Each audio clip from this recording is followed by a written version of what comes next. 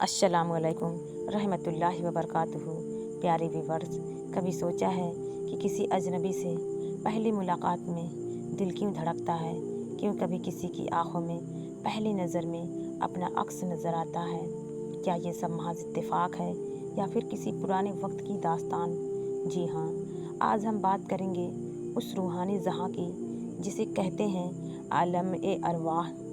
वो जगह जहाँ हमारी रूहों ने एक दूसरे को पहली बार देखा था, जाना था और शायद वहीं हुआ था हमारा पहला निकाह। इस्लामी यकीन के मुताबिक आलम ए अरवाह एक ऐसा मकाम है जहाँ अल्लाह ताला ने सारी रूहों को इंसानी जिस्म में भेजने से पहले जमा किया था। कुरान की सूरह अल अराफ की आयत नंबर 172 में अल्लाह फरमाता है, और जब तुम्हारे रब ने आदम की औलाद से उनकी पीठों से उनकी नस्ल को लिया और उन्हें उनके ऊपर गवाह बनाया और पूछा, क्या मैं तुम्हारा रब नहीं हूँ? सब ने कहा, क्यों नहीं, हम गवाही देते हैं। सूरह अल अराफ आयत नंबर 172। ये आयत आलम ए अरवाह की तरफ इशारा करती है, जहाँ अल्लाह ने हर रूह से अपना अहद लिया था। हदीसों के मुताबिक इंसानों की रूहें आपस में एक दूसरे को उस वक्त से जानती थीं जब वे आलम ए अरवाह में थीं। सही मुस्लिम की एक हदीस है, रूहें एक तरह की जमाअतें हैं जो आपस में पहचान रखने वाली होती हैं। जो रूहें एक दूसरे से वाबस्ता होती हैं वो दुनिया में मिलते ही एक दूसरे की तरफ खिंच जाती हैं। सही मुस्लिम। इसका मतलब ये है कि अगर किसी इंसान से मिलते ही दिल को सुकून मिले या कोई नफ़रत पैदा हो जाए तो वो सब आलम ए अरवाह की पहचान का असर हो सकता है। अब सवाल ये उठता है कि क्या आलम ए अरवाह में निकाह भी होता है?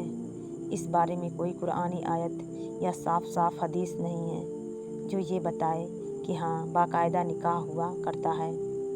लेकिन बहुत से बुज़ुर्ग उल्मा और सूफ़ी इस बात पर यकीन रखते हैं कि कुछ रूहों के बीच इतना गहरा रिश्ता होता है कि अल्लाह उन्हें जोड़ा बना देता है जो दुनिया में भी एक दूसरे के मुकद्दर में लिखे जाते हैं। इसी सोच से एक मशहूर सूफ़ी कलाम निकला, नसीब वाले वो होते हैं जो रूहानी इत्तेहाद से बंधे होते हैं।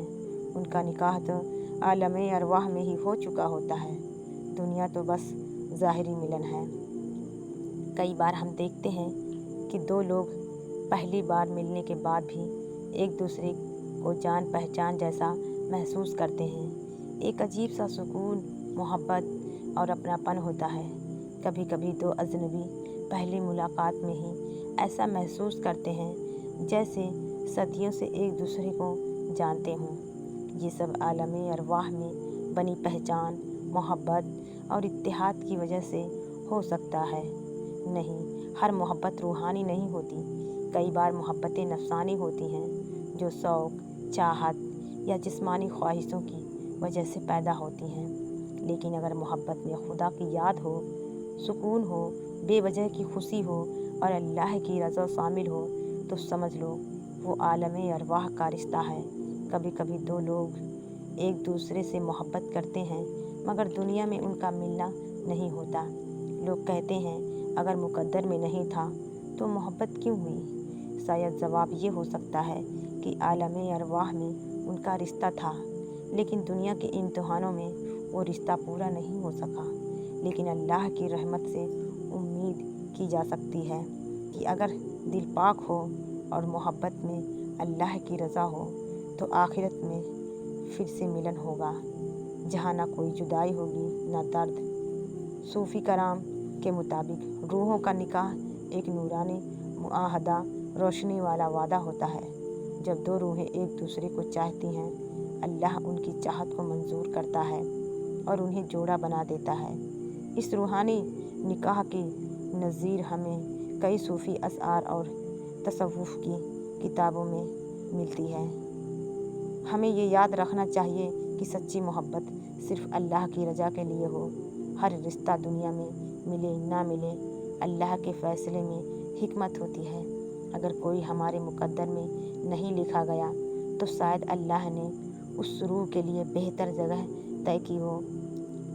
शायद इसलिए जब कोई दिल में उतरता है तो लगता है जैसे कहीं पहले देखा है, क्योंकि देखा तो था आलमे अरवाह में, जहाँ रूहें पहली बार मुस्कुराई थीं, जहाँ पहला सलाम हुआ था और शायद वहीं पहला निकाह भी। अगर ये कहानी दिल को छू गई हो तो इसे दूसरों से शेयर करें, शायद किसी और रूह को उसकी पहचान मिल जाए।